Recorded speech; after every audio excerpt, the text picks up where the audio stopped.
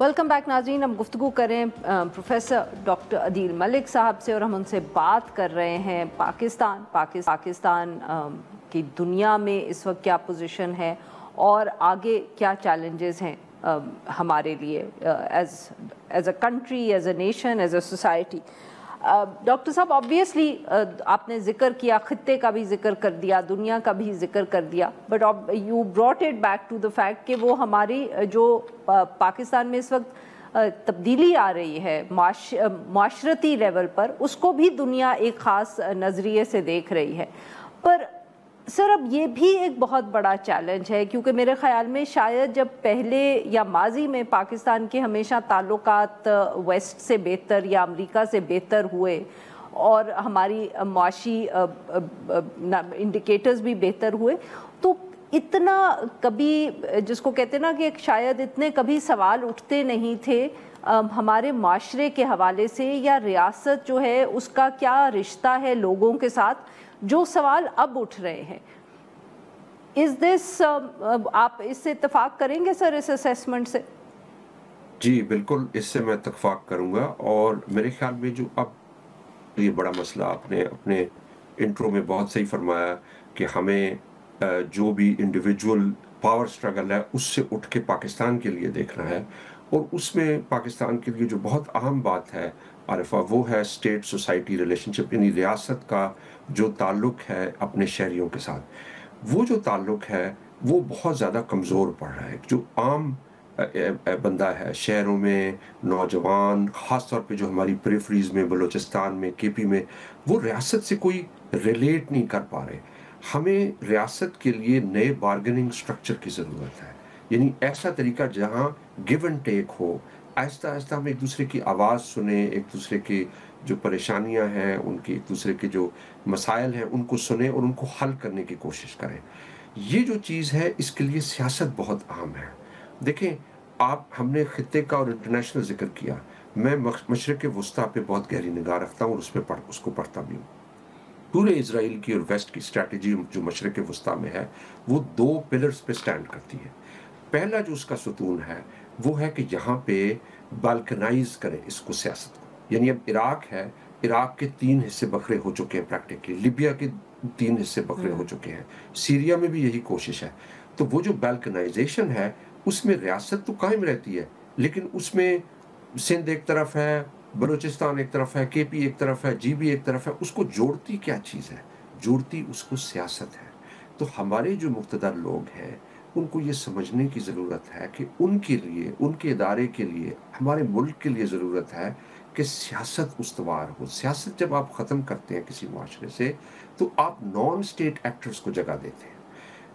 जो आप सियासत ख़त्म करते हैं, उस तरह रियासत यानी स्टेट और नॉन स्टेट एक्टर्स यानी गैर रियासती अनासर एक पेज पे आ जाते हैं। अब आप देखें बलूचिस्तान में कौन से अटैक्स होते हैं? ज़्यादातर अटैक्स वो होते हैं जो मुआशरे के सिविक कॉमन्स होते हैं।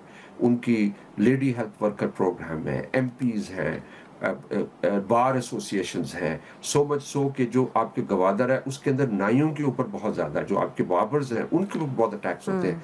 क्योंकि जो पाकिस्तान के दुश्मन पाकिस्तान को कमज़ोर करना चाहते हैं, उनको पता है कि सियासत कमज़ोर होगी तो ये जो सिस्टम है ये फ्रेजाइल रहेगा, ये ऐसी टांग की तरह रहेगा जो कमज़ोर है, हल्की सी अगर उस पर सट पड़ी तो वो टूट जाएगी। एक ये सुतून है मिडल ईस्ट में। डॉक्टर साहब, मैं अगर आपकी माफ़ करिएगा बात यहाँ काट रही हूँ, बिकॉज ये भी आप जब सियासत का जिक्र करते हैं तो ऑब्वियसली सबके दिमाग में एक जैसी चीज़ें आती हैं कि जी कोई इलेक्शंस का जिक्र है, लोगों की मर्जी का जिक्र है। तो आगे से फिर आजकल ये भी बहुत आर्ग्यूमेंट हमें सुनने को, बहस मिलती है कि वो वक्त शायद दुनिया से ही गुजर गया जब जमहूरियत की बात करनी चाहिए या लोगों का के हकूक़ की बात करनी चाहिए, कि अब दुनिया तब्दील हो रही है। जो जिस वेस्ट से हमने ये वैल्यूज़ सीखी, अब तो उस वेस्ट में इन वैल्यूज़ की इतनी अहमियत नहीं रही। अब हमें अथॉरिटेरियन कि मुल्क के, दुनिया के अंदर इनफैक्ट कहा जाता है कि अब दुनिया के अंदर इस किस्म की वैल्यूज़ का जिक्र हो रहा है जो अथॉरिटेरियन है। तो सर, अगर ये बड़ी बहस इस तरह की हो रही है तो उसमें जब आप ये बात करेंगे कि सियासत लोगों को जोड़ेगी, तो कौन सुनेगा सर?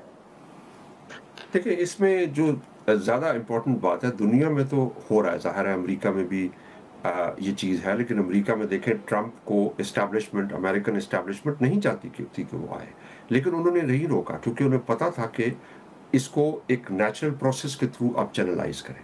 دیکھیں ہمارے لیے سوال یہ نہیں کہ دنیا میں کیا ہو رہا ہے، ہمارے لیے سوال یہ ہے کہ ایک ایگزسٹینشل چیلنج ہے اسٹیٹ کے لیے۔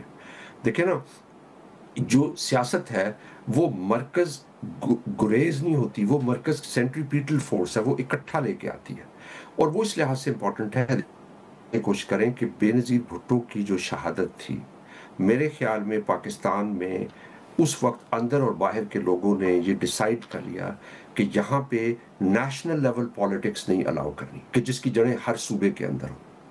اور یہ جو چیز ہے، اب جس طرح بے نظیر کو روکا گیا آپ بلوچستان میں نہ جائیں، آپ کے پی میں نہ جائیں، لیکن وہ گئیں وہاں پہ، انہوں نے لوکل لوگوں کے ساتھ انٹریکٹ کیا، کیونکہ ان کا فنڈامنٹل بلیف تھا کہ کے پی کی جو انسرجنسی ہے اس کو آپ سیاست سے حل کریں۔